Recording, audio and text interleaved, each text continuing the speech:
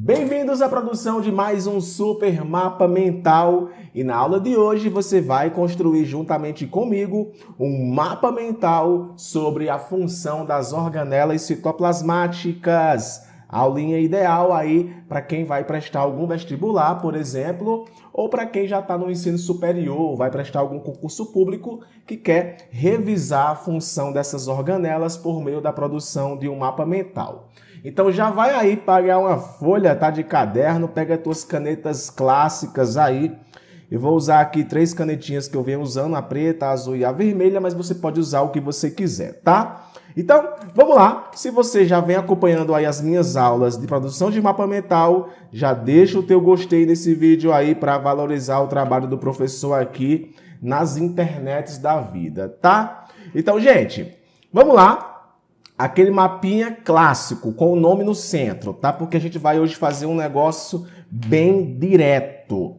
Então, você vai colocar aqui no centro organelas citoplasmáticas. Então, vamos colocar aqui, tá? De preto.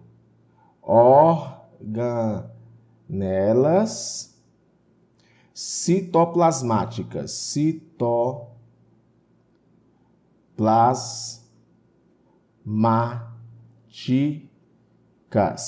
Então, coloca bem no centro aí, tá? Organelas citoplasmáticas e coloca aquele tchujubei, tchujubai que eu sempre coloco, tá? Nos mapinhas mentais, aquela nuvenzinha para poder dar uma ênfase maior ao conteúdo. Nossa, por que Patrick não usa tablet? Por que Patrick não usa a mesa digitalizadora? Velho, porque eu uso o que você tem, tá? E eu quero provar para você que com o que você tem aí, você pode fazer mapas mentais que você entende tudo que vai estar nele e você vai aprender muitas coisas, tá? Então, coloca aí, tá? Organelas citoplasmáticas bem bonitinho no centro. Lembrando que isso aqui não é uma videoaula propriamente dita. É uma aula, mas eu não estou preocupado com o tempo. Estou preocupado aqui em um mapinha mental ter qualidade, tá? Então, vai fazendo juntamente comigo aí.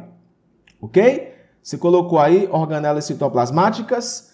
Beleza.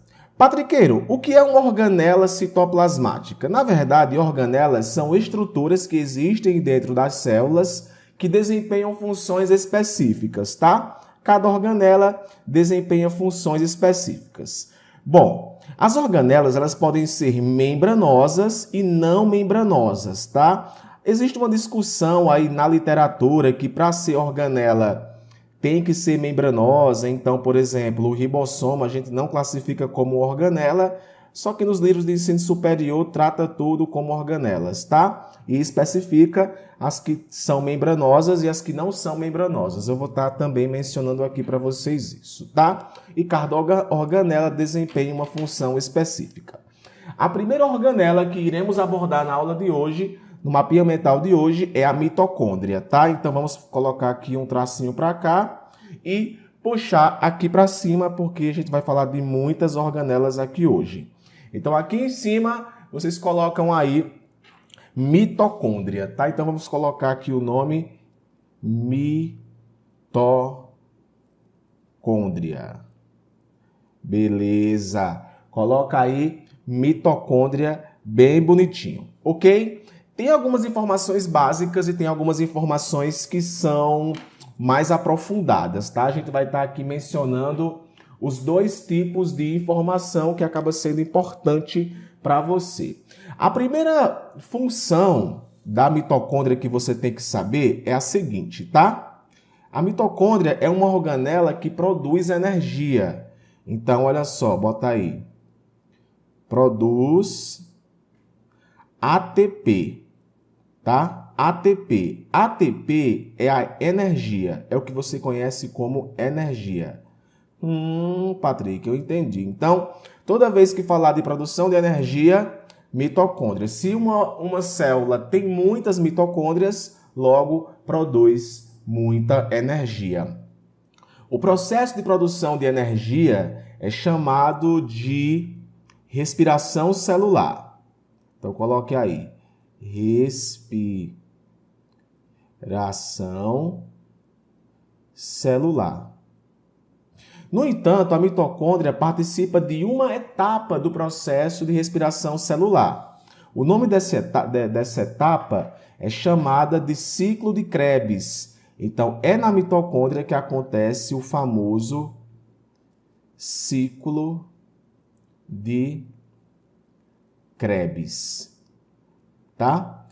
No mapa mental sobre respiração celular, a gente vai abordar o ciclo de Krebs. Então, adora perguntar em prova em que parte ocorre o ciclo de Krebs? Ocorre na mitocôndria. Em que lugar acontece o ciclo de Krebs? Acontece nas mitocôndrias, tá? E elas estão presentes em células eucariontes, tá? Então, coloque aí presente em células eucariontes. Agora, a nomenclatura dela, tá? Pode mudar de ser vivo para ser vivo, tá? Mas, no geral, é tudo mitocôndria. Então, protozoário tem mitocôndria? Tem. Célula vegetal tem mitocôndria? Tem. É eucarionte? Vai ter mitocôndria. Agora, tem um pequeno detalhe. Existem algumas células que perdem as mitocôndrias para poder desempenhar a sua função, tá? Por exemplo, hemácias não possuem mitocôndria. Olha que interessante. Hemácia não possui mitocôndria. Isso acontece porque a hemácia é uma célula transportadora de gases por meio da proteína hemoglobina, que é uma proteína muito grande. Então, tem certas células que não possuem mitocôndria. Se não possui a mitocôndria, logo não vai fazer o processo de respiração celular, porque não tem mitocôndria, então vai fazer a fermentação. Uma outra informação sobre mitocôndrias que é bem relevante é que ela possui DNA próprio, tá? Então, bota aí. Possuem DNA próprio. Se possui DNA próprio, significa que as mitocôndrias elas possuem outras coisas, tá? Como, por exemplo, ribossomos. As mitocôndrias têm ribossomos próprios, uma vez que por conta desse DNA aqui acontece a produção de proteínas dentro da própria mitocôndria. Olha que interessante isso, tá? Muito interessante mesmo. Sem encontrar que as mitocôndrias elas têm origem materna, tá? Origem materna. Ou seja, as mitocôndrias que nós possuímos, elas são de origem materna, veio da sua mãe. Uma vez que no processo de fecundação, os gametas perdem tudo, tá? Só entra o DNA e o centríolo e perde lá também as mitocôndrias, ok? A mitocôndria também tem um papel no envelhecimento. Quanto mais velho você fica, menos mitocôndrias as células possuem. Essas 5 informações aqui, elas são ideais aí para quem está tentando passar em prova de vestibular, porque geralmente de função de organela é isso que cai, tá? Então, tem ribossomos. Eu vou colocar também aqui que tem ribossomos, para poder tu não esquecer. Tem ribossomos. Ok? Se tem ribossomos, ela produz suas próprias proteínas. E por falar em ribossomos, já vamos colocar aqui, tá? Ribossomos, ok? Então, coloque aí, ribossomos. No final, eu vou dizer para vocês mais ou menos como é a morfologia de cada uma dessas organelas. A função dos ribossomos, gente, é a função de participar do processo de tradução. Tradução está dentro do processo de produção de proteínas. Por essa razão, nós dizemos que os ribossomos participam da produção de proteínas, tá? Então, olha só. Participa da produção de proteínas. Agora, em que momento? Porque nós temos lá a transcrição e a tradução. A transcrição, que é o processo em que o DNA produz o RNA, e a tradução é a decodificação da mensagem. E quem faz isso são os ribossomos. Dessa maneira, a tradução ela é de propriedade dos ribossomos. Então, coloque aí tradução. Patrick, quer dizer que se uma célula possui muitos ribossomos, logo vai produzir muita proteína? Sim, tá? Se vai ter muitos ribossomos, vai possuir muitas proteínas. Só que tem um pequeno detalhe que eu vou explicar para vocês, tá? Em células eucariontes, ele é sintetizado nos nucléolos, tá?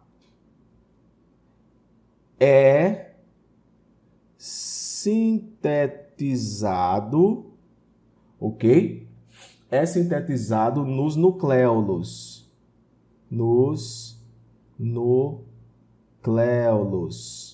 Nucléolos é literalmente o núcleo do núcleo, tá? Então, é nos nucléolos que acontece a produção dos ribossomos, que na verdade é uma estrutura não membranosa, tá? Vou colocar aqui que ribossomo é não membranosa. Não membranosa. E que, na verdade, existem subunidades de ribossomos que só se unem no momento em que vai acontecer o processo de tradução. Ok? Existem ribossomos dispersos, tá? No citoplasma. E tem ribossomos aderidos à membrana do retículo endoplasmático rugoso. Então, olha só. Você vai colocar assim. Livres. Ribossomos livres. Interessante. Bote aí. Proteínas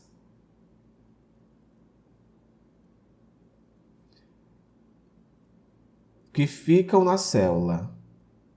Ficam na célula. Então, toda e qualquer proteína que é traduzida nos ribossomos livres, elas ficam dentro da célula, ok? Agora, as proteínas que são aderidas ao retículo, aderidas ao retículo endoplasmático rugoso, que vai ser nossa próxima organela, tá? Eu já estou aqui colocando que é RER, retículo endoplasmático rugoso. As proteínas que são feitas nesse retículo, elas são exportadas, tá? Então, vou colocar aqui, liberadas das células. Patrick, mas quem? Proteínas, tá? Então, proteínas liberadas das células. Então, se a tradução aconteceu em ribossomos livres, a proteína permanece na célula. Vai lá para a membrana plasmática e tudo mais. Agora, se a proteína ela é feita no retículo endoplasmático rugoso, essa proteína vai ser exportada, tá? Ela vai ser exportada, vai passar por um processo chamado de glicosilação e vai acabar sendo exportada, tá? Porque o complexo de Golgi é quem exporta, quem secreta. Agora, o retículo endoplasmático rugoso, ele também faz modificações nas proteínas, que são formadas a partir dos ribossomos que existem em sua membrana. Então, vamos colocar aqui, ó, retículo. Como existem dois retículos, tá? A gente vai falar do rugoso. Então, vou colocar aqui, ó, rugoso e depois do liso. Rugoso. Se ele é rugoso, tá? Ele tem ribossomos aderidos em sua membrana, tá? Nós chamamos também de retículo sarcoplasmático, tá? Em algumas células, ok? Ou também é granulado, tá? Retículo granulado ou agranulado quando é liso. Então, o rugoso vai ter funções que são bem importantes. Como tem ribossomo na sua membrana, ele vai estar participando do processo de produção de proteínas. Então, olha só, vamos colocar aqui uma chave, ok? E você vai colocar produção de proteínas. Produção de proteínas. Por quê? Porque tem ribossomos. Tem ribossomos em sua membrana. ok? Quando a proteína ela é feita no retículo rugoso, ela acaba entrando dentro dele, que lá acontece o processo de glicosilação, tá? Que é a adição de moléculas de glicose à proteína. Então, ó, faz glicosilação para poder formar proteínas que são conjugadas, tá? É interessante mencionar para vocês isso. Bom, produção de proteínas, tem ribossomos em suas membranas, faz glicosilação. Deixa eu ver aqui se tem alguma outra informação que eu considero relevante, tá? As proteínas que são feitas no rugoso vão para o complexo de Golgi. É bom colocar aqui. As proteínas feitas nele vão para o complexo de Golgi, tá? Complexo de Golgi. Isso porque é o complexo de Golgi que vai elaborar o processo de secreção celular, ok? Então, a proteína, quando ela é feita no retículo rugoso, ela é mandada, tá, para o complexo de Golgi, ok? Além do retículo rugoso, também existe o retículo liso. Vamos colocar aqui, ó, retículo liso. Se é liso, gente, é porque não possui ribossomos na sua membrana, tá? Mas não é porque não participa do processo de produção de proteínas que ele não desempenha funções importantes. Então, vamos colocar aqui.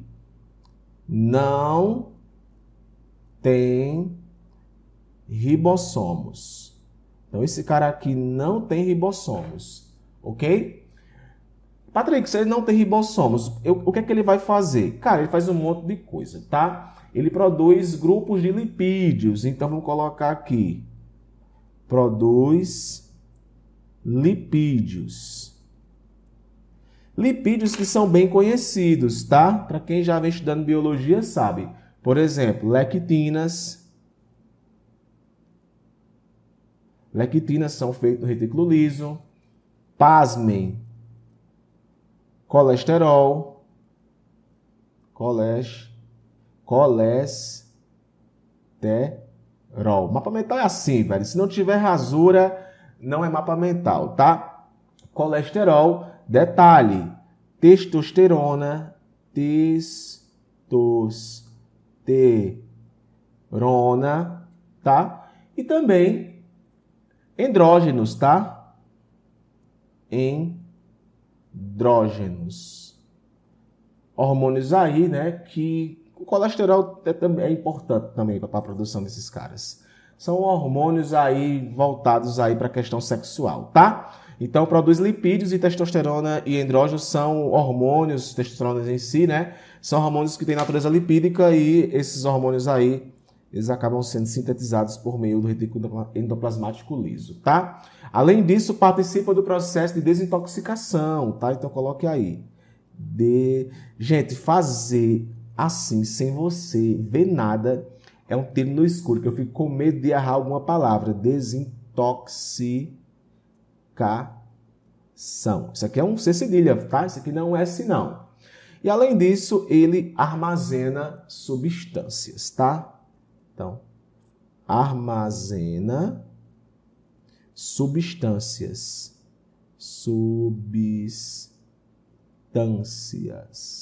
Ei, mapinha mental raiz, hein? Na pontinha aqui, hein? Então, não tem ribossomos, produz lipídios como lectinas, colesterol, testosterona e andrógenos. E, além disso, participa da desintoxicação e do armazenamento de substâncias.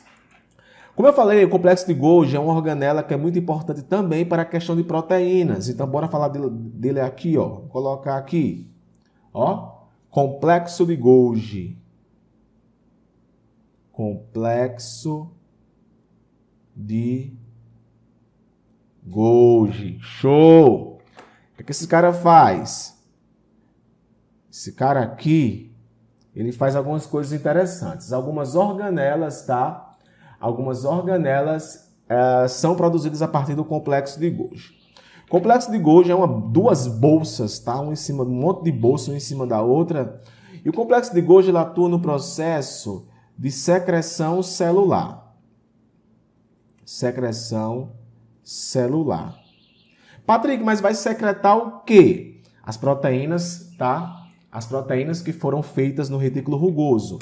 Então, vou colocar aqui proteínas. Agora, lembre, tá? Que enzima é proteína, que hormônio é proteína e por aí vai, tá? Proteínas. Além disso, esse cara aqui também serve, cara, como armazenamento de substâncias, tá? Armazenamento. Eu vou colocar armazenamento, tu já sabe que é armazenamento de substâncias, tá? Agora, olha só. Origina o lisossomo. O lisossomo é uma organela que tem uma função bem peculiar, que é o processo de digestão celular. E quem origina é o complexo de Golgi. Olha que legal. O complexo de Golgi origina os lisossomos, tá? Os lisossomos. Beleza? Aí já, gente, como o lisossomo já tem uma função específica, aí a gente já coloca aqui, ó, que o lisossomos ele tem a função de digestão celular, para poder a gente não perder tempo, porque é isso que você tem que saber. Digestão celular. Patricão, o que é a digestão celular? É quando uma célula, por exemplo, fagocita uma bactéria, aí forma dentro da célula um fagossomo. Esse fagossomo se funde ao lisossomos e os lisossomos têm enzimas que digerem aquilo que a célula ingeriu, tá? Então, quanto mais lisossomos, mais digestão celular vai acontecer naquela célula. Além de originar o lisossomos, o complexo de Golgi origina o acrossomo. Origina o acrossomo, tá? O acrossomo é a cabeça do espermatozoide, tá? Ponta da cabeça do gameta, tá? Do gameta masculino. Do gameta masculino. Patrick, e o que é que tem nessa cabeça? Ácido. Aí quando toca lá na corona radiata, acontece aí a explosão dessa bomba aí para poder liberar e o gameta acabar entrando dentro da célula. Ok? Então, além disso, também o complexo de Golgi também atua no acoplamento, tá, de várias proteínas, também atua no processo de glicosilação, assim como o retículo rugoso. Ok? Interessante que as hemácias, assim como não tem mitocôndrias, também não possuem complexo de Golgi. Na verdade, as hemácias não possuem diabo de nada, tá? Então, eu destaco aqui os lisossomos. Os lisossomos que têm função de digestão celular, tá? E aí nós temos a autofagia, a heterofagia, que são processos que o lisossomo participa, tá? A autofagia é quando come alguma coisa que está dentro da célula. Então, quando os lisossomos comem, por exemplo, uma mitocôndria, autofagia. Quando come um negócio de fora, heterofagia. E o ácido, tá? Vamos colocar aqui que é o ácido clorídrico, tá? HCl, então ela é rica em HCl, beleza?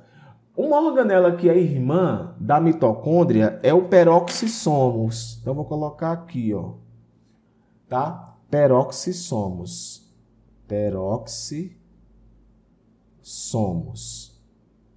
O peroxissomos, gente, ele converte H2O2 em água e oxigênio. Ou seja, ele converte o peróxido de hidrogênio em água e oxigênio. Por essa razão, a gente diz que ele participa do processo de desintoxicação celular, tá? Então, vou colocar aqui também que ele participa do processo de desintoxicação celular. Beleza? Então, vou colocar aqui, ó, desintoxicação celular. Essa desintoxicação celular, na verdade, é a conversão de H2O2 em oxigênio e água, tá? Olha que legal. Tá vendo aí, cara? E tem aqui a catalase, que permite que isso aconteça. Além disso, o peroxissomo ele também tem a função de oxidação de ácidos graxos, tá? oxidação de ácidos graxos. Beleza? Ou seja, oxidação de lipídio, metabolismo de lipídio, tá? Até porque células hepáticas, tá? Tem muitos peroxissomos, justamente porque está lá oxidando grande parte dos lipídios. Além disso, também participa da produção de ácidos biliares e é uma organela que ela é presente no fígado e em células renais, tá? Patricão, tu tá sendo bem objetivo. Tô, tá? Aí, além dessas aqui, gente, tem algumas organelazinhas que merecem destaque, que eu vou colocar elas assim, de vermelho, tá? Que são as que recebem destaquezinho. Que, no caso, não são organelas, são estruturas. Citoesqueleto. Citoesqueleto, tá? Tem a função aí de formar a célula, né? Só que o citoesqueleto, pessoal, ele tem um monte de coisa, tá? Tem os microtúbulos, que por sua vez formam os centríolos, tá? Então eu vou colocar aqui sustentação. Só que ainda tem, tá, uma certa treta aí para quem tá falando de citoesqueleto, tá? Sustentação. Além disso, também existe algumas organelazinhas que eu vou colocar aqui, ó, em vermelho, como por exemplo o centríolo, tá? Centríolo. O centríolo que participa do processo de divisão celular, tá? Divisão celular. Ela separa os cromossomos, tá? Então, vou colocar aqui, ó. Separa os cromossomos. Então, a divisão celular de células animais, ela é centrípeta, porque tem centríolos, e o centríolo participa da separação dos cromossomos. Ok? Gente, essas são as organelas que são mais cobradas em provas de vestibular, tá? Então, vamos aqui só terminar dando uma ênfase maior às organelas. Então, eu tenho a mitocôndria, eu tenho o ribossomo, eu tenho o retículo, eu tenho o retículo rugoso e o retículo liso. Então, o rugoso e o liso. Rugoso tem ribossomo, o liso não tem. Eu tenho o centríolo, tá? Eu tenho os peroxissomos, eu tenho o complexo de Golgi, eu tenho o lisossomos, colocar assim, ó, lisossomos, e eu tenho o citoesqueleto, tá? Então, tá aí um super mapinha mental para você, tá? Faça esse mapa mental, tire uma foto e mande para o meu WhatsApp, que tá aí na descrição, tá? O WhatsApp aqui do canal. Eu quero ver, quero dar o visto, tá? Então, gente, eu espero muito que você tenha gostado desta aula. Um forte abraço. Deixa aqui embaixo tuas dúvidas, tá? Que eu faço questão de esclarecê-las. Um forte abraço e até o nosso próximo mapa mental. Tchau, tchau!